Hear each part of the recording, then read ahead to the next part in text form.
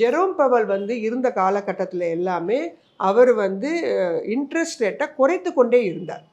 அப்படி இன்ட்ரெஸ்ட் ரேட்டை குறைத்து கொண்டே இருக்கும்போது பாண்டு மற்ற எல்லாத்துலேயுமே இன்ட்ரெஸ்ட் ரேட் குறையுதுன்னா என்ன பண்ணுவாங்க, கொண்டு போய் தங்கத்தில் தான் இன்வெஸ்ட் பண்ணிட்டு இருந்தாங்க.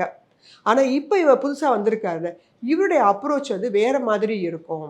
இவர் வந்து கமாடிட்டி சைடு வந்து பெருசாக கோல்டு சில்வருக்கு முக்கியத்துவம் கொடுக்க போகிறது இல்லை.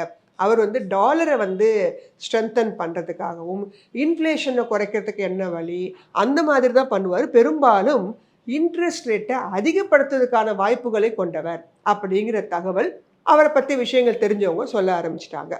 இதுதான் மிக முக்கியமான காரணம் அடுத்த நாளே கோல்டு இறங்கிறதுக்கு. ஸோ இப்போ அடுத்தடுத்து ஒரு பதவி ஏற்ற உடனே என்ன பண்ண ஆரம்பிப்பார், இன்ட்ரெஸ்ட் ரேட்டை அதிகப்படுத்த ஆரம்பிப்பார். அப்போ என்ன பண்ணுவாங்க, மறுபடியும் பாண்ட்ஸுக்கு ஷேர் மார்க்கெட் சைடே வர ஆரம்பிப்பாங்க. பணம் தேவையில்லையா, ஸோ கோல்டு தான் ஏற்கனவே ததும்பி நிற்கிதே, விற்றுருவோம், ப்ராஃபிட் புக்கிங் பண்ணிடுவோன்னு அங்கே ப்ராஃபிட் புக்கிங் பண்ண ஆரம்பிச்சிருவாங்க. அந்த பணத்தை எடுத்து கொண்டு வந்து எங்கே போட ஆரம்பிச்சிருவாங்க, பாண்ட்ஸ்லையும் டாலர்லாம் இன்வெஸ்ட் பண்ண ஆரம்பிச்சிருவாங்க.